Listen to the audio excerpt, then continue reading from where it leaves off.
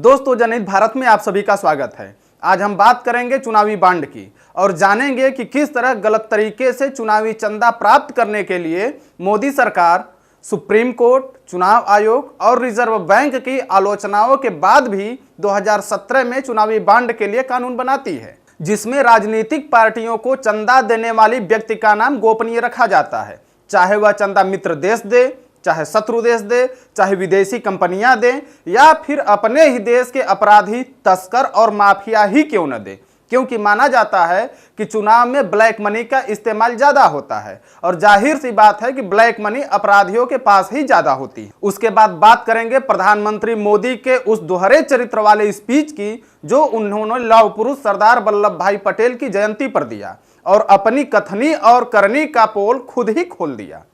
तो चलिए सबसे पहले बात करते हैं इलेक्टोरल बांड की। आपको जानकारी दे दें कि इलेक्टोरल बांड या चुनावी बांड के माध्यम से राजनीतिक पार्टियां चुनाव लड़ने के लिए चंदा लेती हैं, लेकिन चंदा देने वाले का नाम गोपनीय रखा जाता है। इसी के खिलाफ एडीआर ने सुप्रीम कोर्ट में याचिका दायर की थी, लेकिन 29 अक्टूबर को सरकार के वकील वेंकट रमणी ने सुप्रीम कोर्ट से कहा कि देश के नागरिकों को फंड के स्रोतों को जानने का कोई अधिकार नहीं है, क्योंकि इससे उनके मूल अधिकारों का उल्लंघन नहीं होता है। लेकिन एडीआर के वकील प्रशांत भूषण ने सुप्रीम कोर्ट से कहा कि प्रत्येक व्यक्ति को भ्रष्टाचार मुक्त समाज में रहने का अधिकार है और यह अनुच्छेद 21 के मूल अधिकार के तहत भी आता है और इसको अदालत में भी माना है कि धन का स्रोत गुमनाम नहीं हो सकता। आपको जानकारी दे दें कि 2017 के पहले यदि कोई पार्टी 2000 रुपए से ऊपर चंदा लेती थी तो उसे चुनाव आयोग को उस व्यक्ति के नाम सहित पूरा डिटेल भेजना पड़ता था, लेकिन चुनावी बांड आ जाने से चुनावी चंदा देने वाले का नाम बिल्कुल गोपनीय हो गया।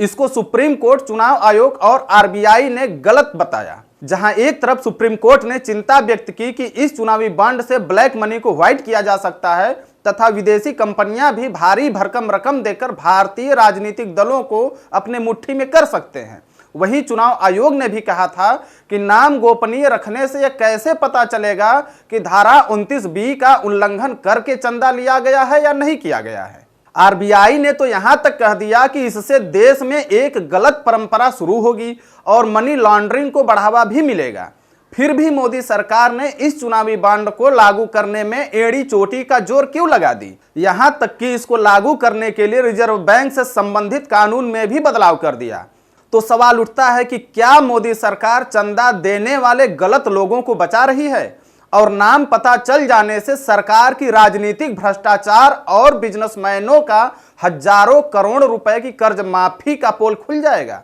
दैनिक भास्कर ने लिखा है कि एक आरटीआई के तहत प्राप्त दस्तावेजों से भी यह पता चलता है कि चुनावी बांड के ड्राफ्ट में राजनीतिक दलों और आम जनता के साथ विचार विमर्श करने का भी प्रावधान रखा गया था, लेकिन देश के ईमानदार चौकीदार प्रधानमंत्री नरेंद्र मोदी ने इस प्रावधान को ही हटवा दिया, क्योंकि हो सकता है कि लोग सही परामर्श दे देते और चौकीदार की चुनावी बांड लागू करने वाली योजना फेल हो जाती। अब आइए बात कर लेते हैं प्रधानमंत्री मोदी के उस स्पीच की जो उन्होंने लौह पुरुष सरदार वल्लभ भाई पटेल की जयंती पर कही। प्रधानमंत्री मोदी ने खिलाड़ियों के मेडल्स जीतने पर गर्व व्यक्त किया, लेकिन वही खिलाड़ी जब दिल्ली के सड़कों पर सरकार से न्याय मांगने के लिए कई दिनों तक बैठे रहे तब प्रधानमंत्री के मुंह से एक शब्द तक नहीं निकला। अपनी स्पीच में पीएम मोदी ने लोगों को एकता की शपथ भी दिलाई, लेकिन खुद भूल जाते हैं कि जहां सांप्रदायिकता रहेगी वहां सभी धर्म और जातियों के लोग एक कैसे हो सकते हैं, क्योंकि सांप्रदायिकता फैलाने वाले रमेश बिदूड़ी और अनुराग ठाकुर जैसे लोग मोदी सरकार की पार्टी में ही हैं। प्रधानमंत्री नरेंद्र मोदी ने आंतरिक सुरक्षा सुनिश्चित करने का भी संकल्प लिया, लेकिन मणिपुर की सुरक्षा आज तक नहीं कर पाए। और सबसे बड़ी बात, लौह पुरुष सरदार वल्लभ भाई पटेल एक किसान थे और प्रधानमंत्री मोदी के राज में भारत के किसानों ने 12 महीना से भी अधिक समय तक तीनों काले कानूनों के खिलाफ दिल्ली में आंदोलन किया, जिसमें कई किसानों की मौत भी हो गई। फिर भी प्रधानमंत्री मोदी को यह कहते हुए शर्म नहीं आती कि सरदार वल्लभ भाई पटेल जहां भी होंगे हमारे काम से प्रसन्न होकर हमें आशीर्वाद दे रहे होंगे। अगर हमारे द्वारा दी गई जानकारी आपको अच्छी लगे तो इसे ज़्यादा से ज़्यादा शेयर करें। धन्यवाद।